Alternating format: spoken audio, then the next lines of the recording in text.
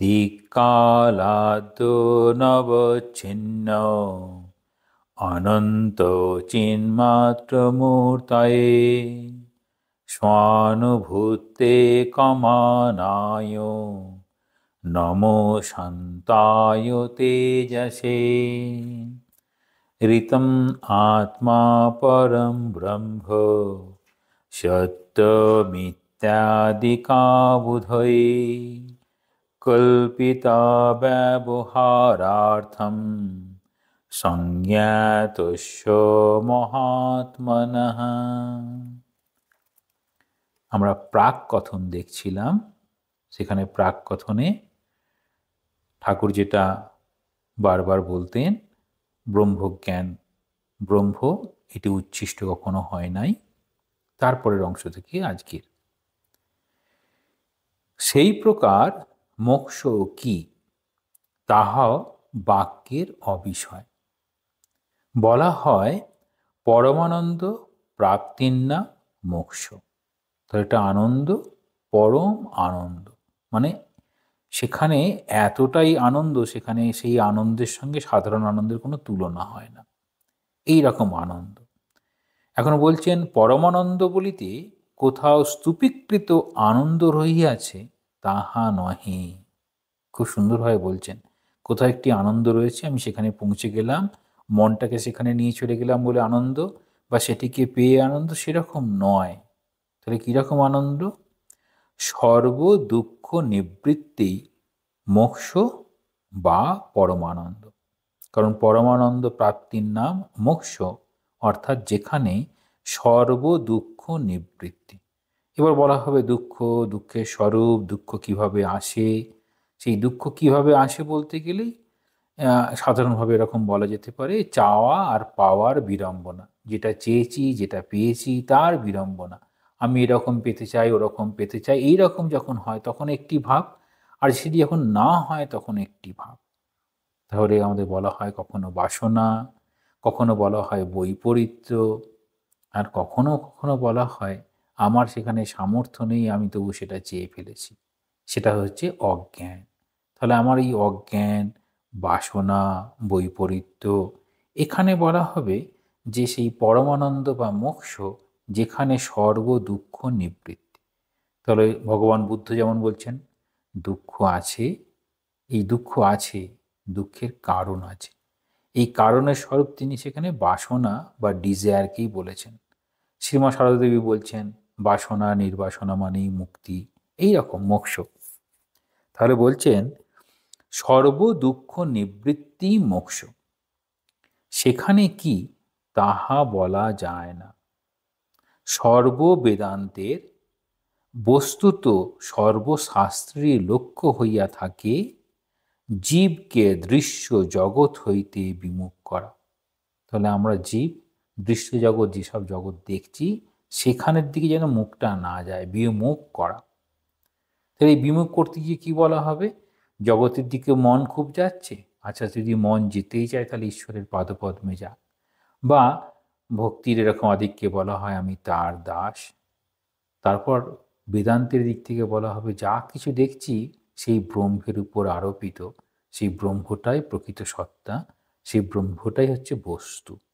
যে কারণে এইসব শাস্ত্রে বলা হয় বস্তু, অর্থাৎ সেই ব্রহ্ম।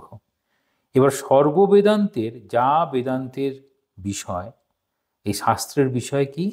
জীব, জগৎ এবং ঈশ্বর, এই তিনটের মধ্যে সম্পর্ক। তাহলে এই জীবকে, সাধারণ মানুষকে এই দৃশ্য জগৎ হইতে বিমুখ করা। এই দৃশ্যমান জগৎ যখন দেখব তখন কাউকে আনন্দ দেখব, কাউকে দেখব দুঃখী, এরকম কেউ আনন্দে আছে, দুঃখে আছে, কত কষ্টে আছে, সুখ যেন খুঁজেই পাওয়া যায় না। তবু এই জগতের মধ্যেই আমরা সুখটাকে খোঁজার চেষ্টা করি।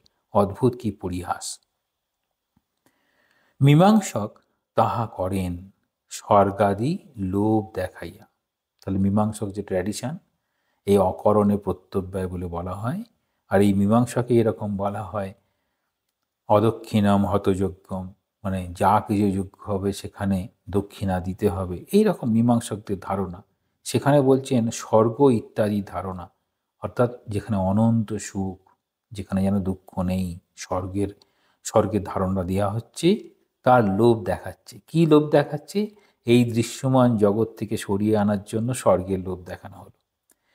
বেদান্ত করেন মোক্ষের কথা বলিয়া। তাহলে মীমাংসক কিভাবে করেন? জগৎ থেকে বিমুখ করেন। জগৎ থেকে বিমুখ করেন, সে স্বর্গের লোভটা দেখিয়ে দিল। বেদান্ত সেই মোক্ষের পরমানন্দের লোভটা দেখাচ্ছেন। আসল জিনিসটা যে কি, তাহা কেহই বলিতে পারে না। তাহলে আসল জিনিসটা কেহই বলিতে পারে না। এর আগে বলা হয়েছে কি করে বলবে? না সেই শব্দের মধ্যে যেমন ফাঁক থাকে, যেমন বোল, এই যে বিভিন্ন বাদ্যযন্ত্রের বোল, সেই বোল এখানে বলছেন ঢোল, ঢোলের মধ্যে সেই বোল, তার মধ্যেও ফাঁক থাকে, অর্থাৎ শব্দ দিয়ে পুরোপুরি প্রকাশ করা সম্ভব নয়। তাহলে আসল জিনিসটা যে কি, তাহা কেহই বলিতে পারে না। এবার বলছেন ভাষ্যকার শ্রী শঙ্করাচার্য বলিয়াছেন যে বেদান্তে শ্রবণ, মনন ও নিদিধ্যাসনের উদ্দেশ্যই হইতেছে সাধকের মনকে অনাত্ম বস্তু হইতে উপরত করা। এই উপরত শব্দটার বিশেষভাবে ব্যাখ্যা বিবেক চূড়ামণিতে রয়েছে। এই উপরত, মনকে কীভাবে উপরত করা হবে। তাহলে কি বলছেন? তাহলে বেদান্তের শ্রবণ, মনন আর নিদিধ্যাসন। তাহলে শ্রবণ, মনন, নিদিধ্যাসন এই হচ্ছে তার উদ্দেশ্য, মনকে অনাত্ম বস্তু হইতে উপরত করা। বস্তুকে প্রকাশ করা যায় না। এই বস্তু অর্থাৎ ব্রহ্ম, তাকে প্রকাশ করা যায় না। উহা স্বয়ং প্রকাশ, অর্থাৎ ব্রহ্ম সেটি স্বয়ং প্রকাশ। বস্তুত সকলেই নিত্যমুক্ত। তাহলে বেদান্তের ধারণা হচ্ছে বস্তুত সকলেই সেই নিত্যমুক্ত, কিন্তু সেই নিত্যমুক্ত ভাবটি ধরা সম্ভব হচ্ছে না। কেন? না সংসার, বন্ধন ও মুক্তি, তিনটে বলছেন। সংসারে যেন বন্ধনের একটা সংসার আমাকে বেঁধে রেখেছে, বন্ধন, সেই বন্ধন থেকে আমি বেরিয়ে যাওয়ার চেষ্টা করছি, তার নাম হচ্ছে মুক্তি। মুক্তি পাওয়ার চেষ্টা করছি। তাহলে সংসারের মধ্যে বন্ধন, এবার সেই সংসারের বন্ধন থেকে মুক্তি, এই যে এই সবই মনঃকল্পনা মাত্র, মনের কল্পনা। তাহলে বস্তুত কি ছিল?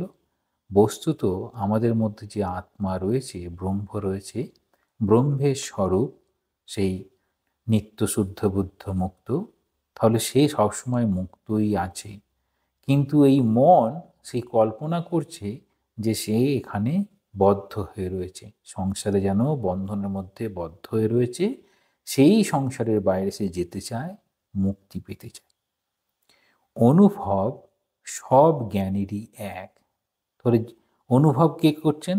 জ্ঞানীরা অনুভব করছেন।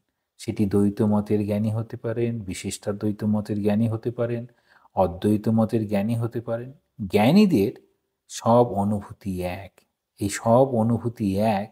এবার নিজের নিজের শব্দের চয়ন, ভাষার বৈশিষ্ট্য, সেই অনুযায়ী তারা প্রকাশ করেন, যে যার যেরকম সঙ্গ তিনি থাকবেন সেই সঙ্গের মানুষদেরকে।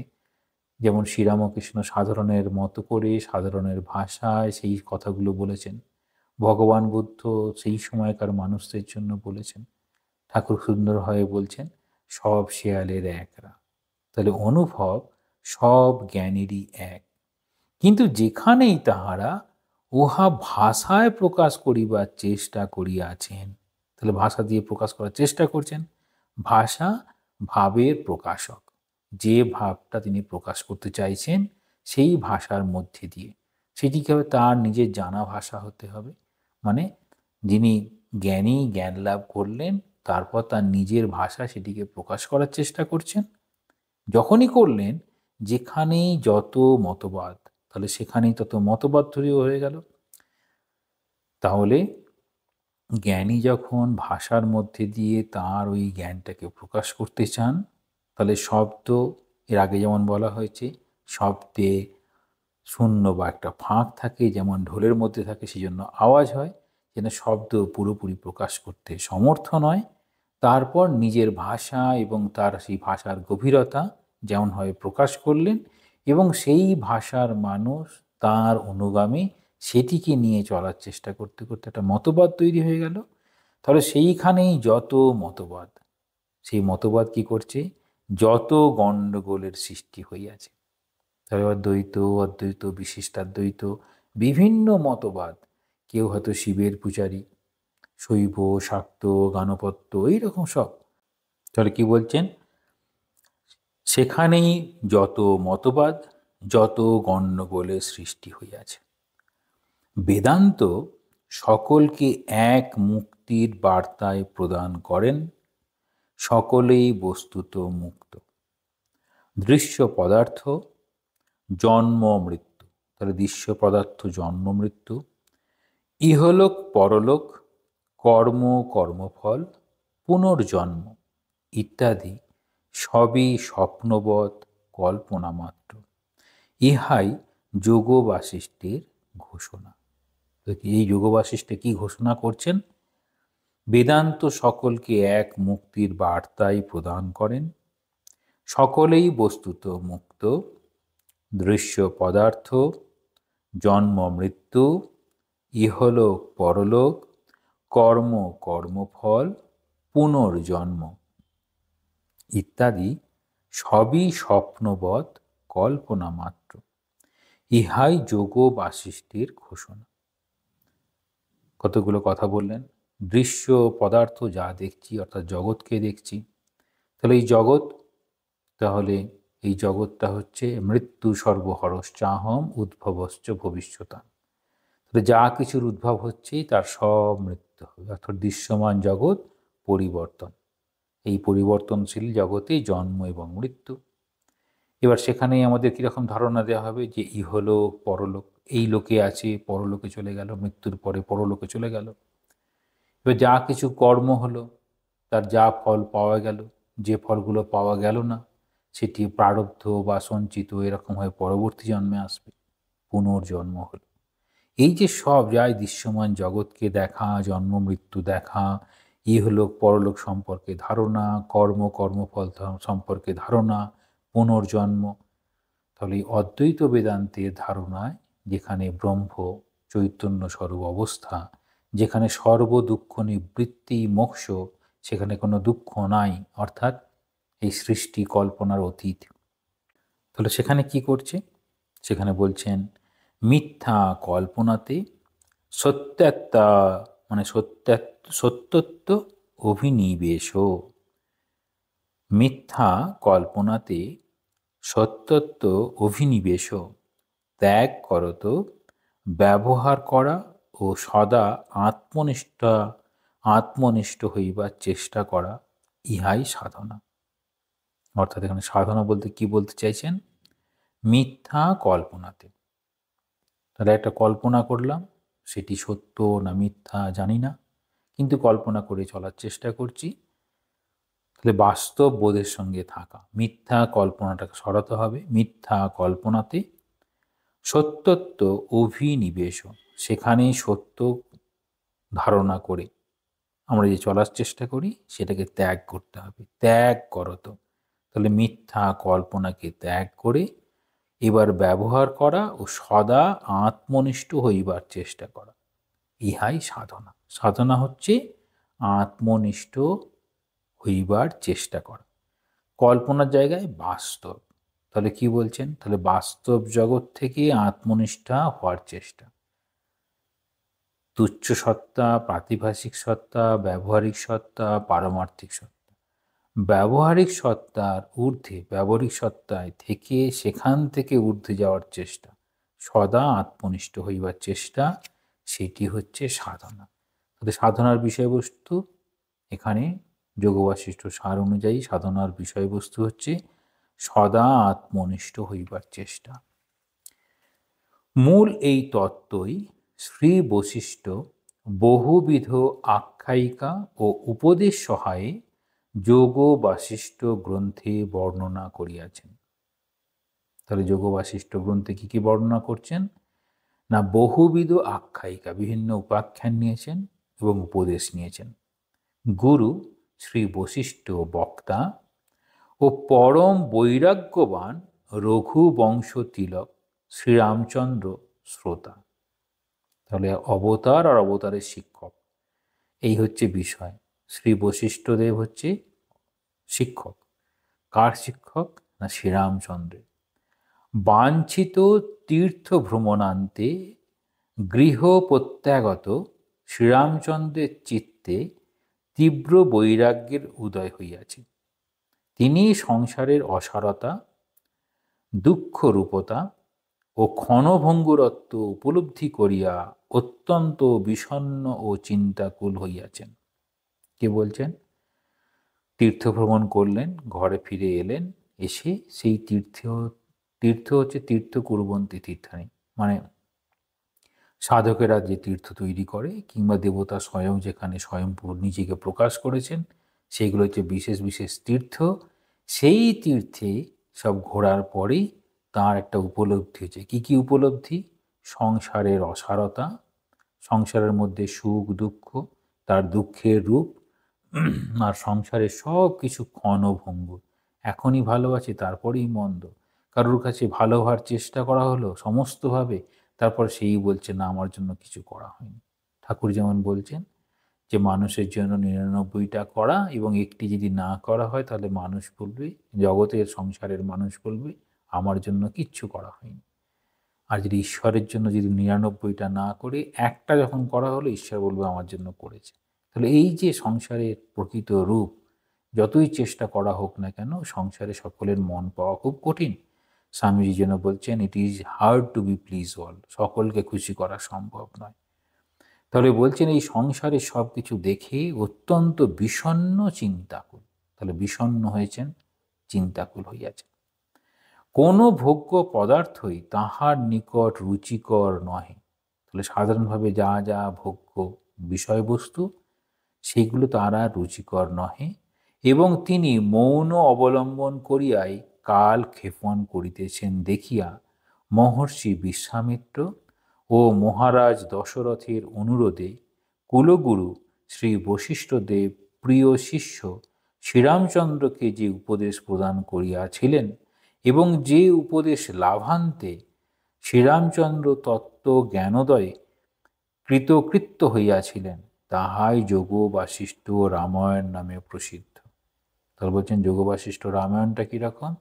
তাহলে শ্রীরামচন্দ্র তীর্থ ভ্রমণ করে তীব্র বৈরাগ্য, সংসারের অসারতা, সংসারের দুঃখের রূপ, সংসারের সব কিছুই ক্ষণভঙ্গুর, এসব উপলব্ধি করে যখন তিনি চলে যেতে চাইছেন, তখন বিশ্বামিত্র আর মহারাজ দশরথের অনুরোধে বশিষ্ঠদেবকে বলা হলো যে শ্রীরামচন্দ্রকে বুঝিয়ে বলা হোক। তাহলে সেই বশিষ্ঠদেবের প্রিয় শিষ্য শ্রীরামচন্দ্রকে তিনি উপদেশ প্রদান করছেন। যা উপদেশ প্রদান করলেন সেই উপদেশটার নাম হলো যোগ বাসিষ্ঠ রামায়ণ নামে প্রসিদ্ধ। এই গ্রন্থ 6টি প্রকরণে বিভক্ত। তাহলে যোগ বাসিষ্ঠ রামায়ণ 6টি প্রকরণে বিভক্ত। প্রথম বৈরাগ্য প্রকরণে বিষয় বৈরাগ্যের কথা বলা হইয়াছে। দ্বিতীয় মুমুক্ষু প্রকরণে মোক্ষের সহকারী যুক্তিসমূহ প্রদর্শিত হইয়াছে। তৃতীয় উৎপত্তি প্রকরণে মন হইতেই জগতের উৎপত্তি প্রতিপাদিত হইয়াছে। এই মনই আমাদের জগৎ সৃষ্টি করে, এটি উৎপত্তি প্রকরণ। চতুর্থ স্থিতি প্রকরণে মনমাত্র বিশ্বের স্থিতি বর্ণিত হইয়াছে। তাহলে আমরা যে স্থিতিতে অবস্থান করি, মন যখন কোনো বিষয়কে দীর্ঘদিন ধরে রাখে সেটা হচ্ছে স্থিতি। তাহলে ওই স্থিতিতে তখন রয়েছে। পঞ্চম উপশম প্রকরণে মনের উপশম হইলেই জগতের উপশম হয়। তাহলে আমার মনের অস্থিরতা কমে গেলে জগতের যতই অস্থির অবস্থা হোক না কেন, জগৎকে সে তখন শান্তই দেখবে, জগৎকে আর আন্দোলিত অবস্থায় দেখবে না। ওই অবস্থাটা ঠাকুর চাইছেন, দেখো এই সমুদ্রের কত উত্তাল ঢেউ এসব আছে, কিন্তু সেই সমুদ্রের নিচে কত মাণিক্য রয়েছে। অর্থাৎ যদি মন উপশম হয়, শান্ত হয়, তাহলে পয় এই তত্ত্ব কথিত হইয়াছে। তাহলে জগতের উপশম। এবং ষষ্ঠ নির্বাণ প্রকরণে মনের একাগ্রতা সহায়ে ব্রহ্মজ্ঞান দ্বারা নির্বাণ অর্থাৎ মোক্ষপদ প্রাপ্তির কথা সবিস্তারে বিনির্ণিত হইয়াছে। তাহলে কি বলছেন? এই 6 ভাবে ভাগ করা হয়েছে যোগ বাসিষ্ঠ রামায়ণ। মূল গ্রন্থের আকার বিরাট। যোগ বাসিষ্ঠ রামায়ণ মূল গ্রন্থের আকার বিরাট। তাহাতে সর্বশুদ্ধ 32,000 শ্লোক আছে। বৃহৎ গ্রন্থ অভ্যাস কষ্টসাধ্য বিবেচনা করিয়া 6,000 শ্লোকাত্মক লঘু যোগ বাশিষ্ঠ নির্ণয় সাগর প্রেস হইতে প্রকাশিত হইয়াছে। উহা নবম শতাব্দীতে কাশ্মীরি পণ্ডিত অভিনন্দ গৌড় কর্তৃক রচিত হইয়াছিল। কোনো অজ্ঞাতনামা বিদ্বান কেবল দার্শনিক সিদ্ধান্তপূর্ণ শ্লোকসমূহ চয়ন করত, আরও সংক্ষেপে মাত্র 223টি শ্লোক সম্বলিত যোগ বাশিষ্ঠ সার নামক ছোট একটি গ্রন্থ প্রকাশ করত, মুমুক্ষুগণের অশেষ কল্যাণ সাধন করিয়াছেন। বলছেন মুমুক্ষুগণের, যারা মুক্তি পেতে চান তাদের জন্য অশেষ কল্যাণ সাধন করেছেন 223টি এই শ্লোক সম্বলিত যোগ বাশিষ্ঠ সার।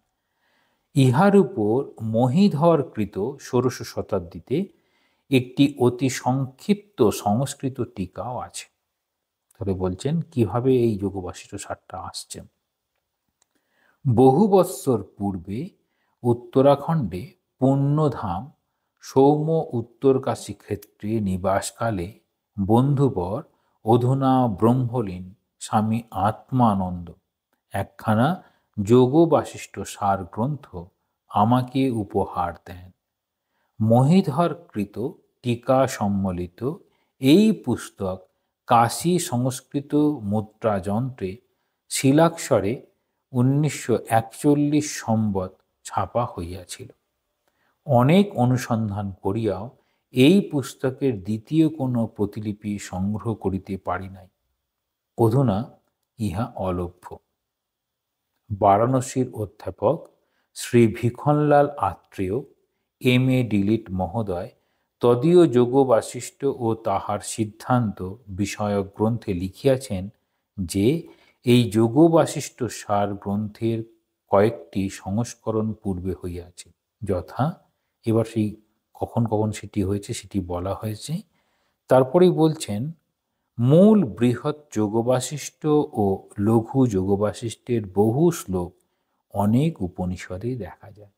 তাহলে বলছেন এই যোগ বাশিষ্ঠ, লঘু যোগ বাশিষ্ঠ আর মূল বৃহৎ যোগ বাশিষ্ঠ দুটোতে অনেক উপনিষদের শ্লোক দেখা যায়। কোথায় কোথায় কোথায় থেকে নেওয়া হয়েছে বলা হচ্ছে, যথা মহোপনিষদ, মুক্তিকোপনিষদ, অন্নপূর্ণ উপনিষদ, বরাহ উপনিষদ, মৈত্রেয় উপনিষদ, যোগকুণ্ডলী উপনিষদ, এরকম বিভিন্ন উপনিষদ থেকে নেওয়া। তারপরে বলছেন শ্রদ্ধেয় অধ্যাপক শ্রী আত্রেয়জি বহু পরিশ্রম করিয়া ইহা বাহির করিয়াছেন, অর্থাৎ প্রকাশ করেছিলেন। তাহার মতে এই উপনিষদগুলি পরবর্তীকালে মূল যোগবাশিষ্ঠ গ্রন্থ হইতে এই সমস্ত শ্লোক সংগ্রহ করিয়া পরবর্তীকালে ওই উপনিষদ সমূহ রচিত হইয়াছে বলিয়া তিনি মনে করেন। তাহলে বর্তমানে যে সেই সময় দেখা হচ্ছে যে অনেকগুলো শ্লোক উপনিষদ থেকে যেন নেওয়া হয়েছে, কিন্তু এই শ্রী ভিখনলাল আত্রেয়জি তাঁর মনে হয়েছে যে উপনিষদগুলিতে পরে উপনিষদ এরকম তৈরি হয়েছে এখান থেকে নেওয়ার পরে। এই স্বল্পকায় দুর্লভ গ্রন্থটির বিষয়ে যাহা কিছু আমরা জানিতে পারিয়াছি তাহা সবই অধ্যাপক আত্রেয় মহাশয়ের গবেষণালব্ধ তথ্য। অনেক অনুসন্ধান করিয়া এই গ্রন্থের অন্য কোনো সংস্করণ আমরা পাই নাই। সম্প্রতি 2টি সংস্করণ আমাদের দৃষ্টিপথে পতিত হইয়াছে। একটি নাগপুর হইতে হিন্দি ব্যাখ্যা সহ অন্যান্য গ্রন্থের সঙ্গে ভিন্ন নামে প্রকাশিত। এই গ্রন্থ সহ বর্তমানে গ্রন্থের মিল আছে। অপরটি কেরল দেশের পালঘাট নামক স্থান হইতে মালায়ালাম ভাষায় অনুবাদ সহ প্রকাশিত হইয়াছে। ইহাতে কোনো কোনো অধ্যায়ে অধিক শ্লোক সংখ্যা পরিদিষ্ট হয়। অনুবাদক অতি জীর্ণ কোনো সুপ্রাচীন গ্রন্থ হইতে উহা নকল করিয়াছেন। অতি জীর্ণ ও ছিন্ন প্রচ্ছদপট হইতে মূল গ্রন্থের সংকলয়িতা, প্রকাশন সময়, মুদ্রণ ক্ষেত্র কোনো কিছুরই সন্ধান অনুবাদক বা প্রকাশক করিতে পারেন নাই।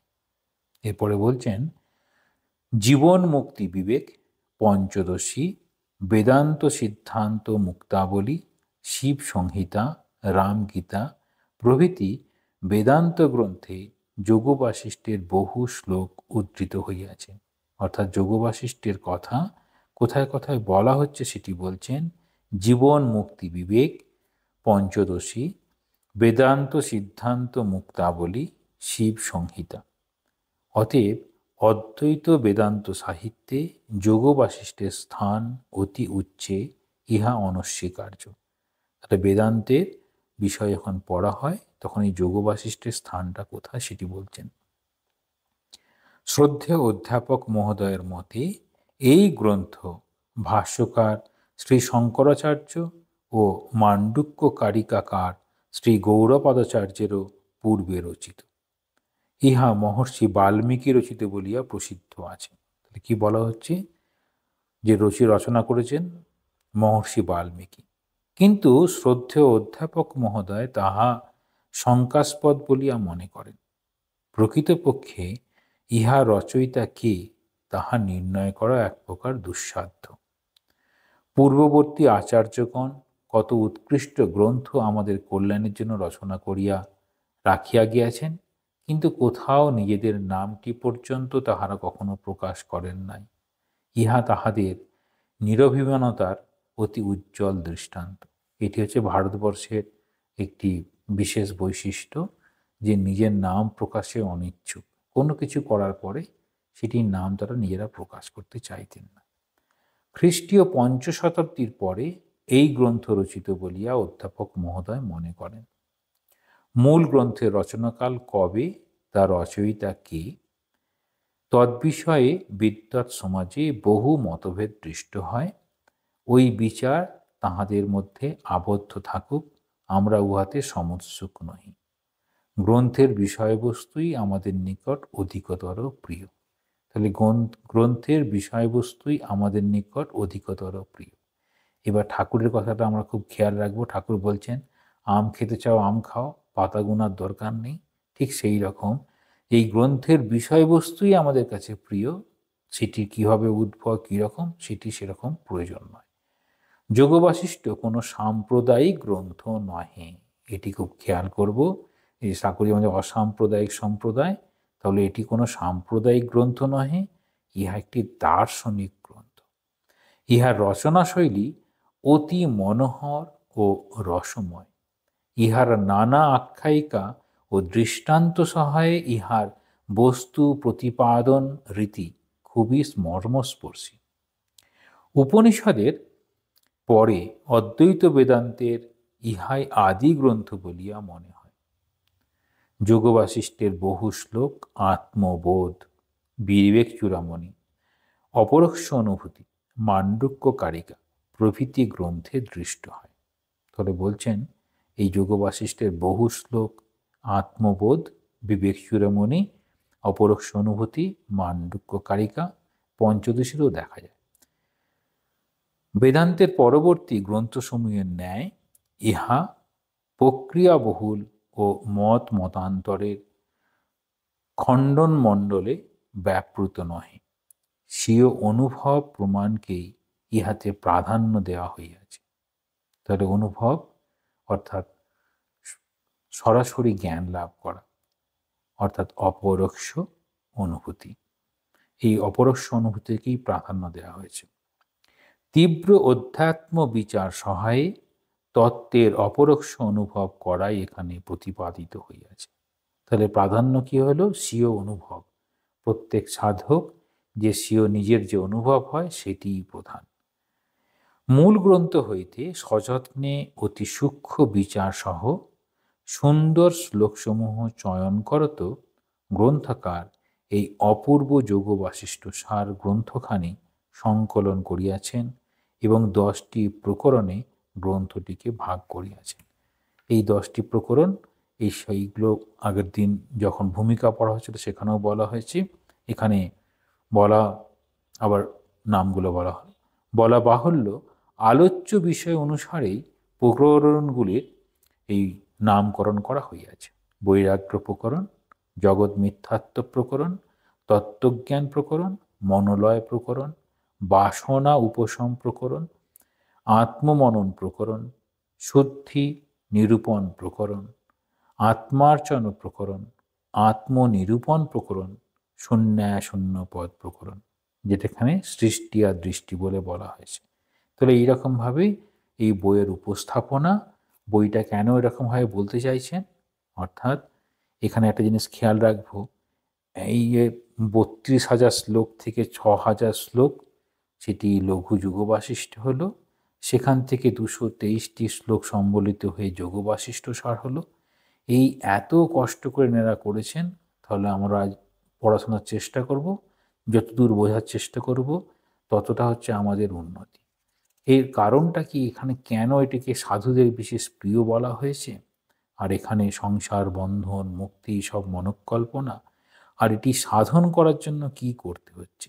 তাহলে জগৎ কীরকম না, মিথ্যা কল্পনাতে সত্যত্ব অভিনিবেশ, ত্যাগ করত ব্যবহার করা ও সদা আত্মনিষ্ঠ হইবার চেষ্টা করা।